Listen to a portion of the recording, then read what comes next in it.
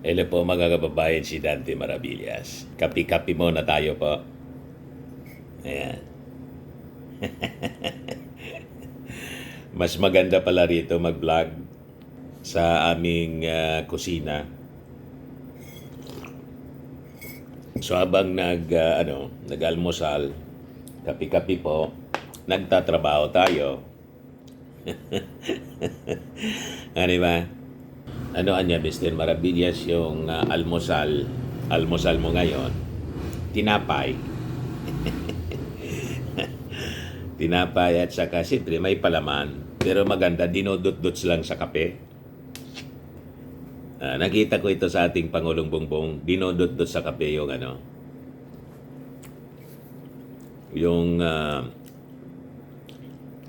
tinapay. Tipid sa palaman. Di ba?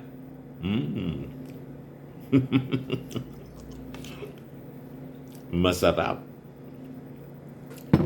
Dot-dot sa tinapay, mga kababayan. Parang may palaman na rin. Tapos mamaya, banana. So ito yung ating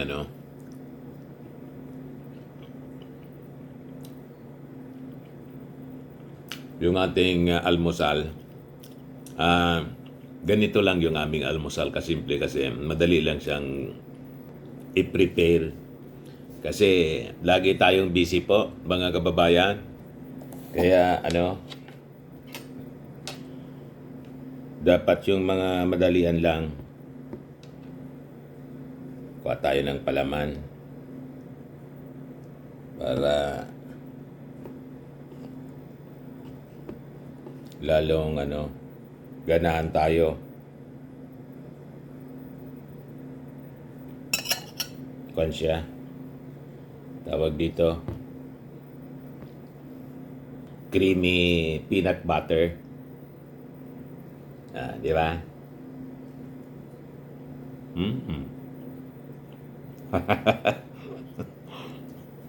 Masarap. So pag-usapan natin yung mga mainit na topics ngayon. Hindi umobra yung drama ni Digong. Bakit niya, Mr. Maravillas? So ito yung balita ngayon, breaking news. Kahapon, ICC Pre-Trial Chamber 1 declares former President Duterte fit to stand trial. Sabi ko sa inyo, hindi man talaga po maniniwala doon sa mga kwento ng pamilya Duterte ni Sara. Kasi kontra-kontra yung kanilang mga sinasabi ng kanyang abogado. Sasabi ng abogado sa kanyang petisyon, unfit for trial. Pag bumisita yung asawa ni Digong, yung unang asawa, si Elizabeth Semerman, i-interviewin ng mga DDS vloggers doon sa The Hague, na ang purpose man lang po yung views.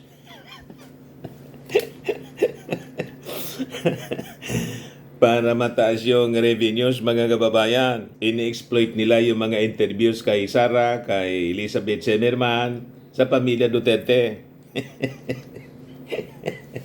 Ang purpose man lang nila, mataas yung views. Kasi matik, share ng share yung mga DDS. So mataas yung engagement, mataas yung views, mataas yung revenues. Yun man lang ang purpose ng mga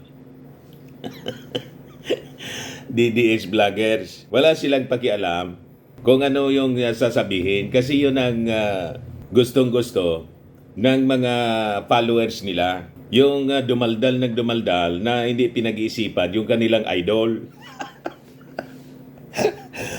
Di ba? Si Sara. Tapos pag na-interview, sasabihin ni Sara, pag kinumusta ng mga vloggers, okay man na niya.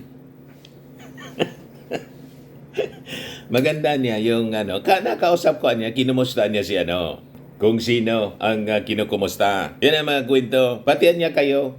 yung Pilipinas, kinukumusta, nakikibalita sa politika. Di yun mismo, siyempre napapakinggan mga kababayan ng mga judges. Ang akala nila, hindi naintindihan. Siyempre, may mga interpreter yan. Ano yan sinasabi? Sige pa interview. Okay man daw niya.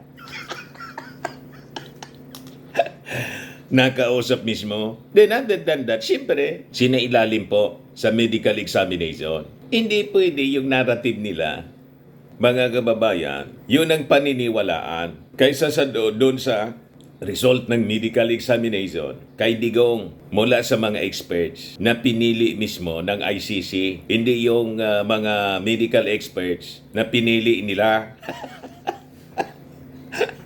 Ang gusto nila, sila yung pumili. Pwede ba yun? Siyempre, magiging bias yun. Kung sila yung pumili ng doktor, sila yung pumili ng mga medical experts para mag-examine kay Digong. Siyempre kasi bayad nila yon. Kasabwat. Hindi pa umubra yung drama. Dagdagan pa ng mga interview kay Sara at saka sa nanay at saka kay Kitty. Ang sinasabi, okay man na niya. Kinukumusta ng mga DDS vloggers ng intensyon, revenues.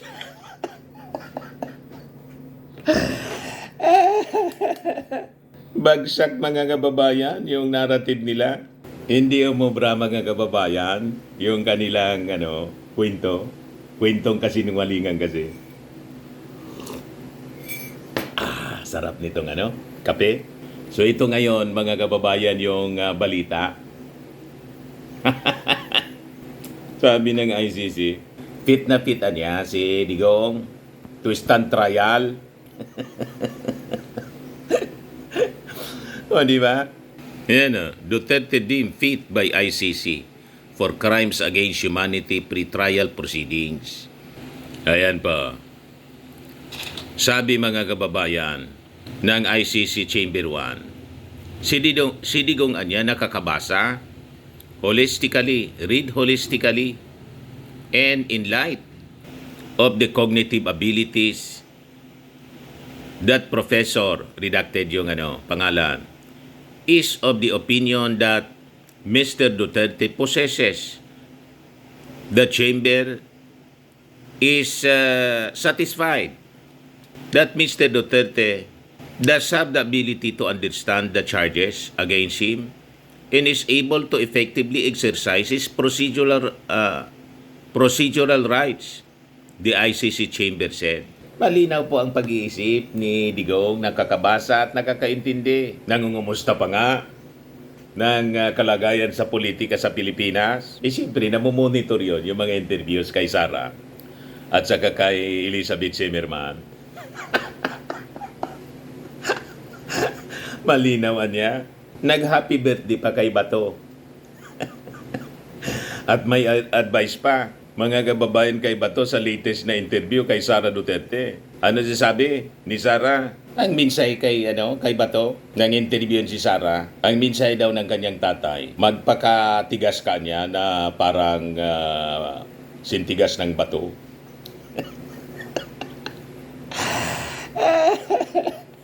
Nang tanongin kalagayan ng kanyang tatay, okay niya siya. Ito po, malinaw. In general, ma'am. Okay siya today. Pleasant. Ang discussion namin was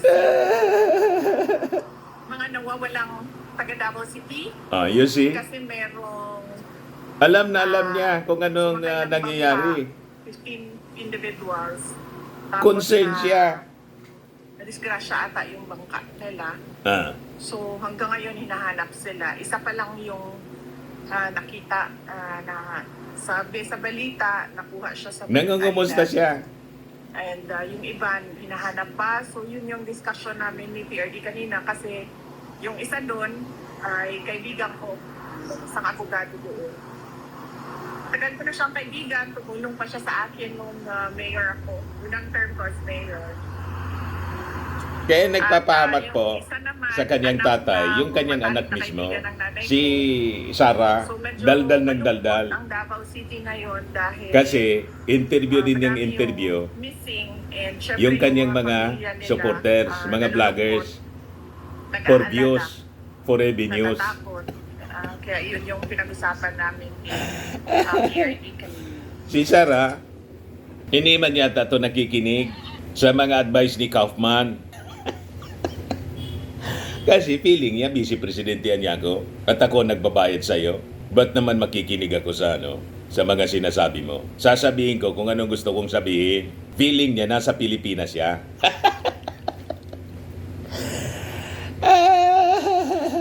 Kaya nagpapahamag mga kababayan kay Digong.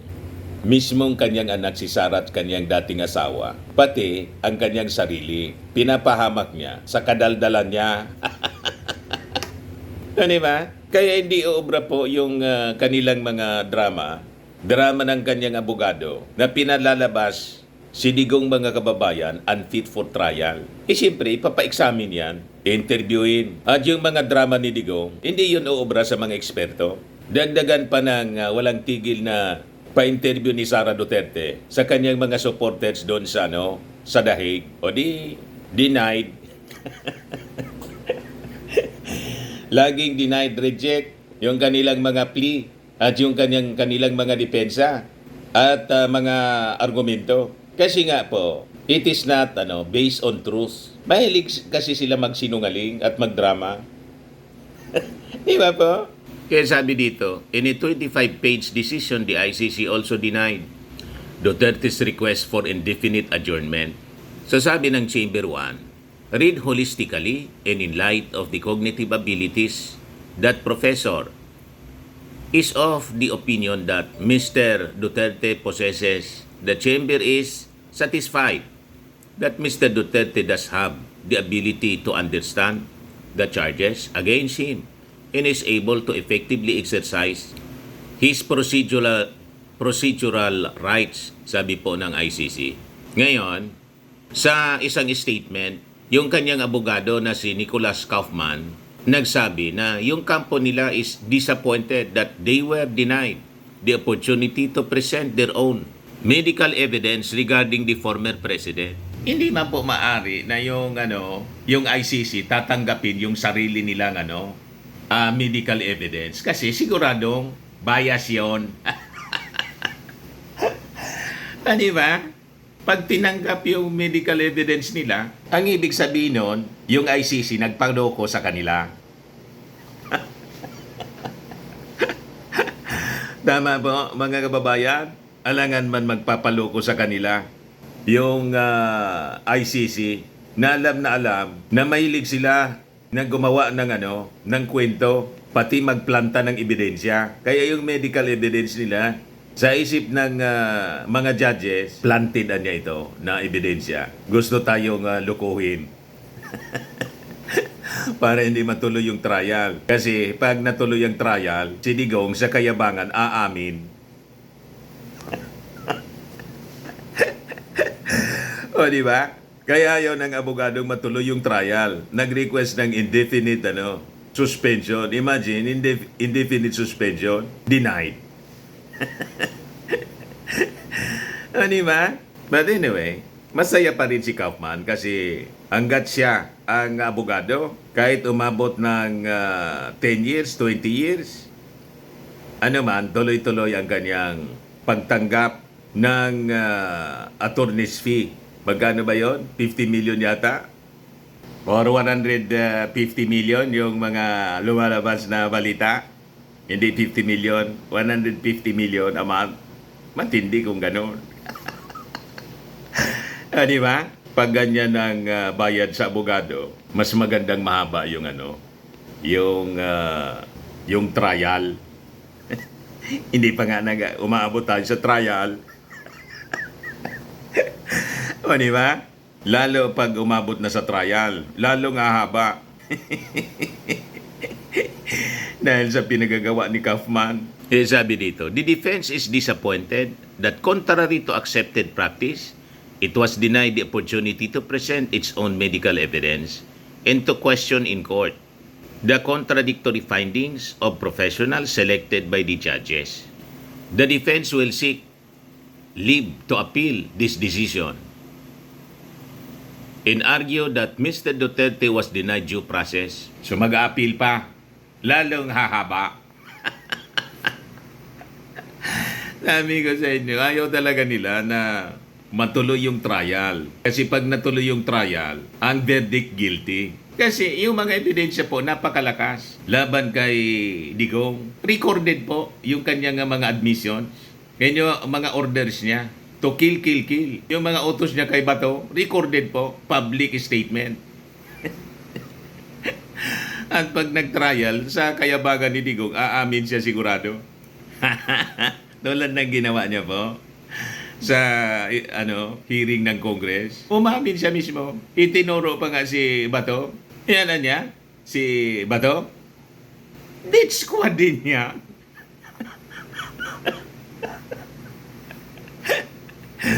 Sabi ni Digong, mga kababayan, kaya si Bato, kwento pa lang ni Ombudsman Rimulya na may warrant of arrest ka na niya, nasilip yung warrant of arrest, hindi na po nagpakita. Nag-resume yung session ng Senado kahapon, Monday. Hindi pa rin nagpapakita si Bato, pero nakapirma, mga kababayan, doon sa minority report ni Marcoleta at saka ni Amy Marcos.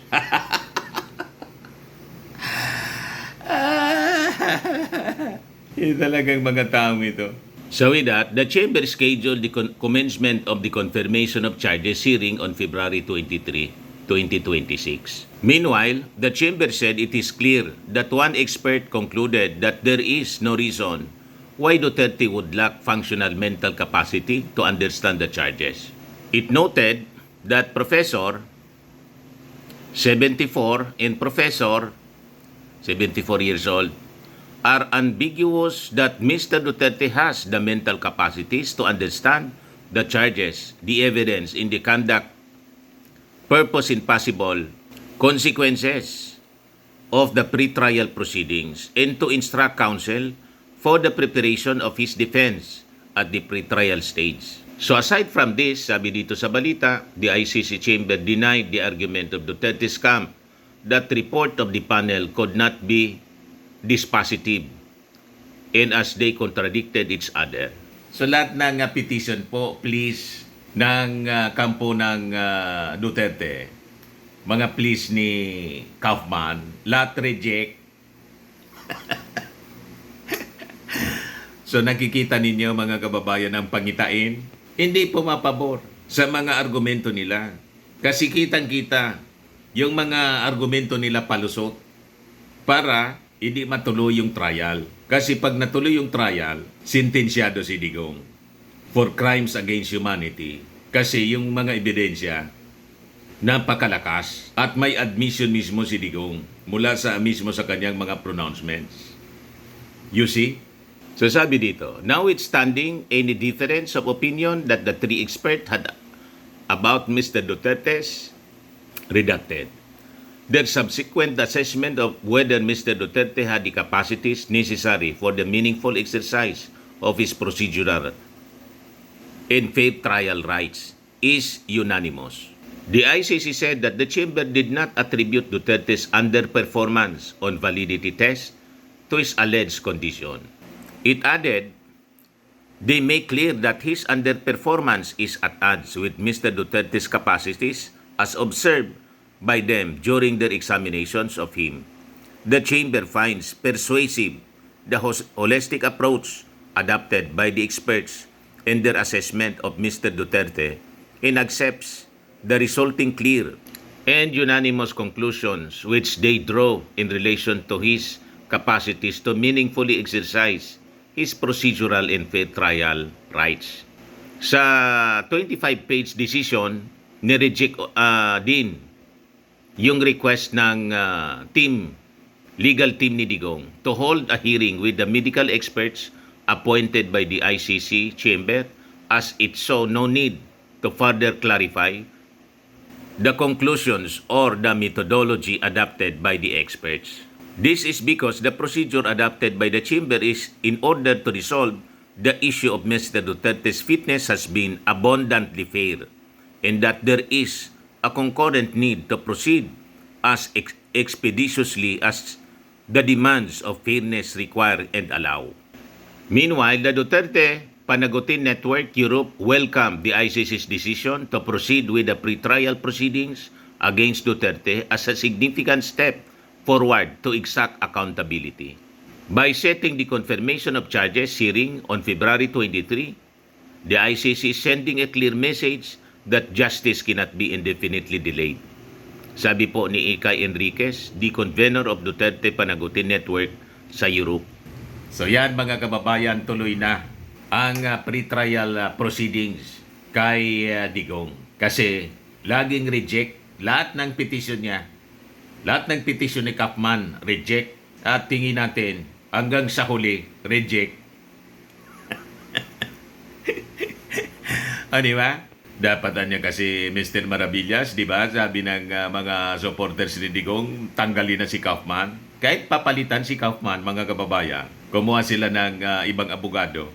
Ganun pa rin kasi ang katotohanan po, hindi man po mababago.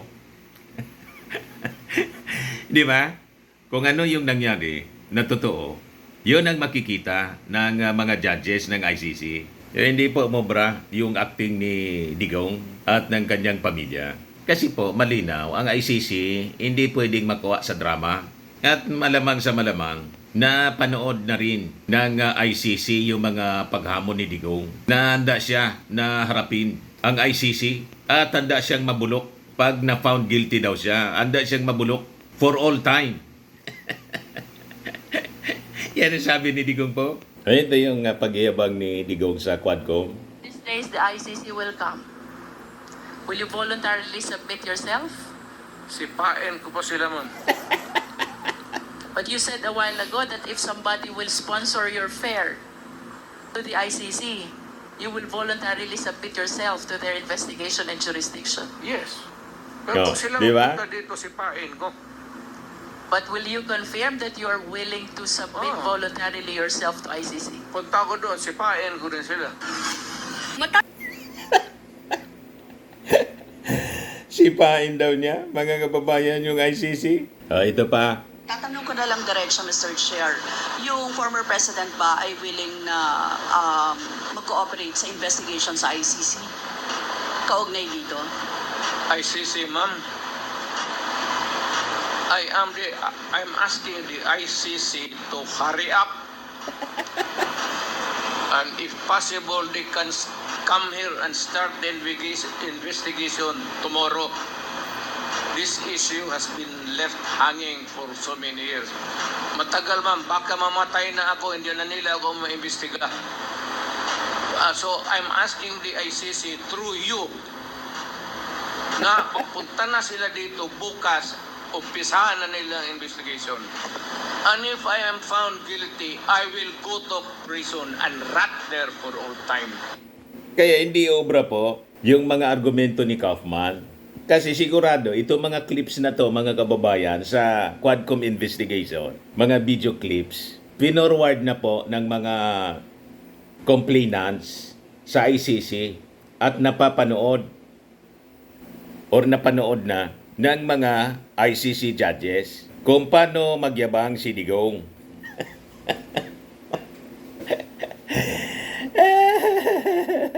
Kung nabasa niya sana, mga kababayan, yun sinabi ni King Solomon about arrogance. Hindi sana niya sinapit ang ganyang kalagayan. Bakit niya, Mr. Maravillas, ano sabi ni King Solomon?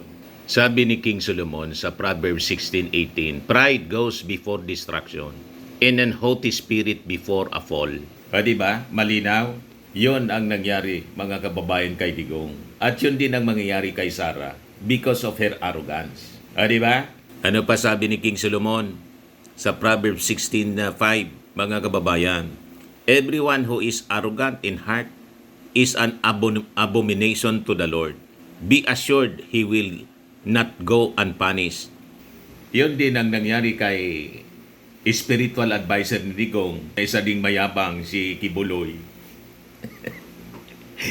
Nagbabasa yun ng Bible, pero Hindi niya na-i-apply yung mga binabasa niya sa Bible sa kanyang sarili.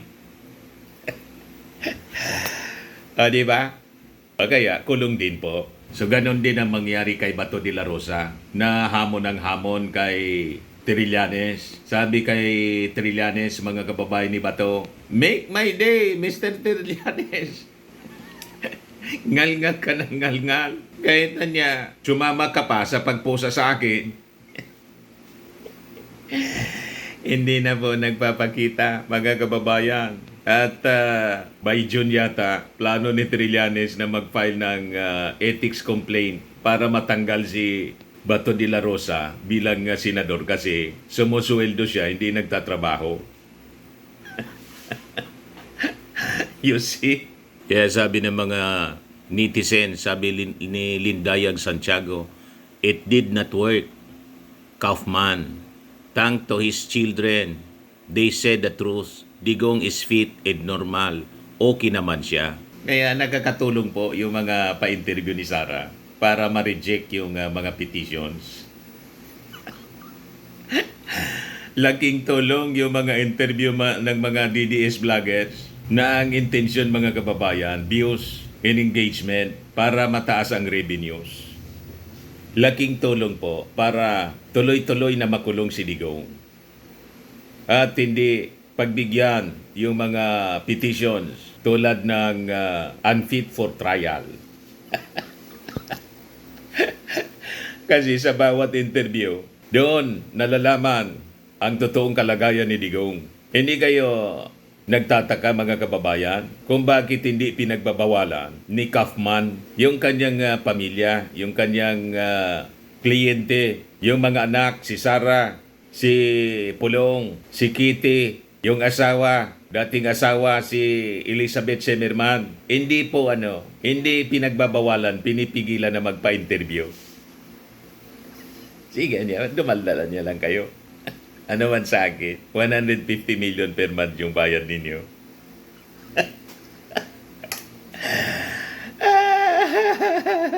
Ayaw na ninyong tumigil sa kakapa-interview. Sige, gawin lang ninyo. Ang kada pa-interview nila, nilalaglag nila yung kanilang tatay. Binobuking, mga kababayan, ang kalagayan. Yung mga argumento tuloy, hindi dumadalab. Yan po ang nangyayari. Sabi ni CB Chan, sabi nga, wala daw ebidensya. Wag nang mag-delaying tactics.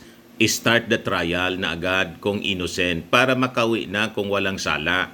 Correct. Dapat ganun po. Naniniwala sila na walang kasalanan si Digong. Dapat i-diretso na yung trial para mapawalang sala si Digong. At makawi na, hindi ito pwede yung gusto nilang iuwi si Digong without the benefit of trial. Hindi ito pwede ang ganoon. In worse, ina-accuse pa nila yung ICC ng kidnapping. Doon pa lang sa simulang mga sinasabi nila. Talagang hindi sila papaboran ng ICC. Ina-accuse mo yung ICC ng kidnapping.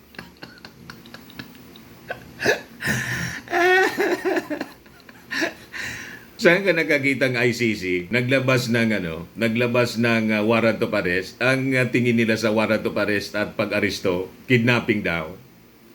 Doon pa lang po, bagsak na. Talagang hindi sila papaboran, mga kababayan. Sabi ni Doming Iscanio Posadas, let the ICC trial begin. Accused is physically fit. Sabi ni Rio Macion, confirm the charges then trial without delay. True and concrete evidence is intact and just waiting for the start of trial. Sabi ni Christy Belmonte na siguradong DDS ito, keeping him as hostage. Yan ang narrative ng mga DDS, hostage kasi kinidnap. Ituloy lang ninyo ang ganyang paniwala. Lalo madidiin si Digong. Sabi ni Eros Bon, yan ang totoong korte, walang bahid ng politika. Sabi ni Star Patrimonio, sakit-sakitan lang kasi, delaying tactics. Sabi ni Carly, if this is true then, that's good news. Now that we know that he's still strong and healthy, we do not want him to be weak for the sake of his family. We cannot afford to lose him. Ayos baga? Healthy? Di pwedeng mag-stand ng trial. Sabi ni Steve Wakdagan, all right, let the trial proceed to know the truth shall prevail. If complainant's evidence fail to prove the allegation, then for sure case be dismissed, and thereafter PRRD be again a free man and be back to the Philippines. In that event, the whole nation will celebrate, followed by 2028 President Sara Duterte. Yehey! Tuwan-tuwa po. Mataas yung kanyang paniwala na mapapawalang sala si Digong, mga kababayan. Pag nag-trial si Digong, aamin. O di, pag umamin, mabubulok siya sa kulungan. Yung pangarap niya ni Sara, malabo ding matupad. Di ba po? At baka matuluyan ng ma-impeach. Sabi ng mga gigil na kay Sara, i-refile nila yung impeachment sa February 7. Yung Pangulo niya, Mr. Maravillas, di ba, pinailan din ng impeachment? Malabo man po yun na lumusot. Yung dalawa, yung pangatlo, hindi na. Wala man endorsement yung pangatlo. At sabi ni Mike Defensor, hindi na daw sila babalik sa Congress. Wala man kasi silang kaso na matino. Kasi kung may matino silang kaso, in-endorse na sana ng kanilang mga kalyadong congressman. Maging kalyado nilang congressman, maging si Pulong, hindi nag-endorse.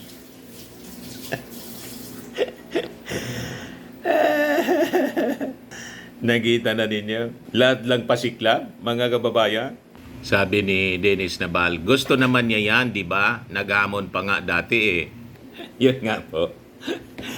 Anyway, yan lang po, mga kababayan, yung ating video ngayon. At gusto natin pala, before tayong magtapos, gusto natin palang pasalamatan yung ating donor dyan sa Cyprus, kay Pastor ng Cyprus Evangelical Church at sa kanyang buting may bahay. Kahapon po, ma'am, ay kagabi, pumunta na kami ng doon sa evacuation center ng mga apektado ng Mayon eruption at na-coordinate na din namin sa DSWD para tulungan kami sa pag-notify doon sa mga magiging beneficiaries. 157 beneficiaries po at 500 pesos per pack. Kasi yung binigay na ninyo pong pinadala ninyong 78,000 pesos, dinivide namin sa sa 57 500, 157 po families yung mabibigyan natin. So ito yung pagpunta namin ni Mrs. kagabi. Ayan. Nandito po kami sa Malilipot, San Jose Malilipot, Albay. Para po mag-coordinate sa aming distribution po namin ng relief. Kasi may nagbigay sa amin po na 78,000 pesos cash na donation from Cyprus. So with that, dinivide namin kung ilan yung mabibigyan sa 78,000. 78,000 pa yun, money? 78,900 yata. So pwedeng pwedeng 157. 157 na lang. So 157 families yung pwede naming mabigyan, mga kababayan, at 500 pesos each family. So this time, nandito po ako sa DSWD, MSWDO ng Malilipot pa. Ayan po. So para transparent po tayo, sabi ng mga bashers ko, nanakawin yan ni Mr. Paravillas. Nanakawin ko daw. Yung pera, mahirap na. Kaya, ma'am, anong pangalan po ninyo, ma'am? Macy Pinos po. Oo, kayo yung dito? CDW and MSWDO staff po. Oo. Dito po sa anong barangay dito yung mga affected ng Mayon eruption? Barangay Calbayo po. Barangay Calbayo. Opo. At dito nga mga residente dito, di ba hindi lang yun? Kasi yung ating province tinamaan din ng mga sunod-sunod na bagyo. Yes po. So, ngayon, lumipas na yung bagyo, ito naman, Yes po. Mayon eruption. Mayon eruption. Mga taga anong barangay po sila? Yung mga nandito sa Dito po elementary school ito? San Jose National High School. San Jose National High School. Lahat po, sir, Calbayog po. Barangay Calbayog. Maliliko Calbayog. Yung Barangay Calbayog, yung nandun mismo yan, within Within 6 kilometers. 6 kilometers. So hindi pwede silang hindi pwede na ganun, hindi sila alisin kasi peligroso doon. Peligroso talaga. Opo. Dito po. Ayan. So with that, ilan po nga yung nandito? 107. 107. So kulang 157 yung kailangan namin. Opo. 40. Dagdagan ninyo ng 50. 50. So dagdagan ninyo ng 50 galing doon sa Elementary po, sir. anong elementary yon? San Jose Elementary School. San Jose Elementary. Calbayog din po. Kalbayog din, kaya nasiperate dito sa ito high school, Yes po. yung iba nasa elementary school. So, dagdagan ninyo ng 50 para 157 Yes po. families at 500 pesos each na worth ng relief. O ito yung aking asawa, mga kababayan. Lagi kong kasama sa relief, kaya lang mayayain. So, anong araw, mami? Pwede tayo? O, Friday daw. So, anong oras, mami? Ayaw kasi magano? Anong oras available tayo? 3 3 p.m. po. 3 p.m. po. Dito na lang sa Yan na lang po sa covered court, sir. Baka po kaming letter. Dyan po yung Ano po, yung center. So, yun po, Friday. Anong pizza yung Friday? Basta sa ngayong Friday this week. At 3 o'clock. O, tingnan ninyo mga kababayan, Hindi ba nagkukulang yung relief dito?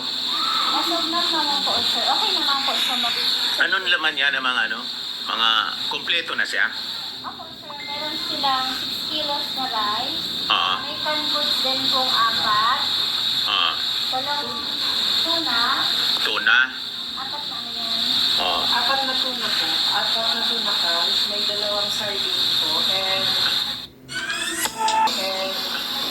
corned beef. Ayan. Para inaalam namin kasi yung laman yan, para yung bibili namin, iba naman. Yes po. Meron din po sila, sir, na 5 sachet na coffee and 5 sachet din po na chocolate powder. Para hindi na maduble yung binigay ng gobyerno, hindi maduble. Iba naman yung bibili namin na ipamimigay mula po ito sa mula po sa Cyprus. O di ba? 78,000 pesos yung pinadala sa amin. Imagine that. Ang laki, sir. Ayan. Ilagay mo dyan yung amount, so exact amount, mami. Pakita natin yung resibo. Kasi sabi ng mga bashers ko, nanakawin yan ni Mr. Maravillas. Hindi po yung totoo. Hindi po sa amin, sir. Nakipag-coordinate po. Hindi ako siguro kilala dito. More than 40 years ako sa mainstream media at nagbibigay ng mga relief nung nasa mainstream media pa po ako sa Legazpi. Kaya nagtitiwala sa atin yung ating mga kababayan sa buong Albay, sa buong Bicol, in this time, all throughout the world, mga OFW na. So yan po. So, nagpasalamat na anong pangalan mo, sir? Sir Christian Dilalo. Sa lahat. MSWDS staff. Embesda. Kayo, ma'am? Tingnan po sa MSWDO po. So, 24 oras kayo dito. Talaga. Hanggang 10 p.m. Hanggang 10 p.m. sarado na. Ang importante na distribute na yung mga Yes po. Ayan. Before man, safe na din sa mga Before man po kami umuwi, Pamuwi. i-make sure niyo po na kung nagpaparelease kami, may release. Na-release na lahat. Ayan. At ang siguro, laging may tao yung, yung DOH, for emergency. Pero ito, distribution ng pagkain. Inuuna na nila, So, nakita ninyo yung sakripisyo ng ating mga taga-DSWD. Mabuhay kayo, ma'am. Thank you, sir. Apo. So, see you sa po? See you on Friday. Sa Friday, Yes. 3 o'clock. Opo. Ayan, sa San Jose Elementary School. National High School pala. Ito yung aking ito yung Siya yung aking treasurer. Hindi ako nagdidesisyon, ma'am, kung walang approval sa kanya. Siyempre, siya yung mamamalingki. Yes po, tama. Siya yung mag-grocery, pupunta doon sa ano. Ang babae po ang marunong mag-budget. Opo. Ayan. So, ma'am, maraming salamat po. Thank you po, sir. Sige. Maraming salamat. O, tignan naman din po ninyo. Ayan. Walang problema, ma'am. God bless you. Basta halimbawa may ano pa, may dumating pa, rest assured, dadagdagan natin yan. Thank you po. Okay. Thank you so much. Sige po. Yan. Nanakawin na niya yan ni Mr. Ravillas. Alam na ninyo yung kung magkano ha. Tapos pakita ko sa inyo yung resibo. Mula doon sa ano, kung saan namin binili. Kung sa isim makikita ninyo yung resibo. Sige pa. Thank you so much. Ayan pa, mga kababayan. Para hindi tayo maakyos ng pagnanakaw. Di ba, mga kababayan? Yung mga evacuees, nandiyan dyan po. Andito yung mga yung mga evacuees. Punta natin yung mga evacuees. Mga kababayan. Mga evacuees po kayo, taga Calbayog kayo? Paalam namin sa inyo sa sa Friday 3 o'clock may relief operation kami rito para sa inyo. Okay po? Yan mga nandiyan sa tingnan namin yung mga evacuees. Lahat sila mga evacuees nandito po. Mga kababayan, tingnan natin. Tingnan natin yung kalagayan nila. Ay sir, evacuee ka rin. Yan, taga Calbayog. Naubos kayo doon na umalis. Walang natira talaga sir. Pangalan po ninyo? Ramiro. Bu. Ayan. Kaya man ako sabi, sir. So, May mga natira pa doon. sa puro ko, sagot kapsul kang 3, kapsul kang 2. Medyo malayo na yon. Malayo na, nandun sa baba. Nasa baba. Sa 4 ubo, sagot sa kapsul naman kang 3. So within the 6 kilometers talaga. Obo. Kailangan force evacuation kayo. Yung mga kuha ninyo, paano? Yung mga alagang hayop, Balik-balikan na yan, iba naman. binabalik-balikan lang ninyo. So hirap. Pero sanay na kayo kasi every time na pumuputok yung bulkan, rinig ba yung yung ragubnog, yung tunog ng pag Pero pag hindi naman ganong kita rin sa kabilang tao. hindi nakikita. Nasa parting Santo Domingo yata. Oo. Pero bakit kailangan ninyong umalis? May umalis daw doon. Pero yung daloy ng apoy, parting Santo Domingo. Okay lang siyempre, within the 6 kilometers. Na halata ako, parang nag-iba ng direksyon. Dati, Legazpi yung direksyon ng apoy. Pero ngayon Santo Domingo, kaya talagang pasiguro, baka kasi biglang mag-volcanic, yung volcanic type. Hindi na gano'n nakikita dito. Dahil ang niya, gano'n na. Pero yung apoy, nakikita. Yung banaag. Ayan, minsan nakikita. Maraming salamat po. Ano dala mo? Sila nagagawa doon sa Nagawa kayo ng tent? Nagtrabaho kayo? Ginagawa ng gaan. Nanghigaan po ng inyong pamilya. Ilan kayo sa family? Siyam kami. Siyam. Basta, I just want to inform you na sa Friday, babalik kami rito para sa relief distribution. 6 o'clock. 6 o'clock. 3 o'clock. Mali, 3 o'clock. Anyway, ino-notice naman kayo ng DSWD. Okay pa? Sige, maraming salamat. So yan po, mga kababayan. Nandun sila. Sandali lang po. Tingnan natin yung kalagayan ng nasa classroom ng mga evacuees, mga kababayan. So, ito yung ginagawa namin, yung nasa mainstream ako. Ganun pa rin ngayon. Hello po, kumusta kayo po? Si Dante Maravillas po ako, yung dating taga-radyo. So, kumusta kayo? Nagluluto kayo? I just want to inform you sa sa Friday, mga evacuees, taga-Calbayog kayo lahat? Self-free na ang pagkain. Ayan. So, tingnan ninyo yung kalagayan nila mga kababayan. Sa Friday, 3 o'clock, may relief operation kami rito. Anyway, ninotisya kayo ng DSWD. So, magkita tayo po. Okay naman kayo rito? Wala man nagkakasakit sa mga bata. Yung mga bata, tingnan ninyo. Wala man po. Okay man. Ang mga ubo-ubo lang. Nandiyan naman yung DOH. Yan. Tingnan niyo, ang sarap ng pagkain. Magkikuan nga. Sarap ng sinanlag yung tawag yan. Sarap ng pagkain. Ang bango. May sige pa, bye-bye. See you sa Friday pa. Ito pa yung iba, Ayan. Anyway, madilim na kasi po, mga kababayan. Madilim na dito. Uwi na muna kami para mamimili kami ni Mrs. So yan po mga kababayan, na-coordinate na namin. Ito yung pera na padala, mga kababayan, 78,683 pesos. So kagabi nakapag-order na kami. Dumiritso kami sa SM at nag-purchase na po kami ng mga relief. So ginagawa natin ito, mga kababayan, full transparency.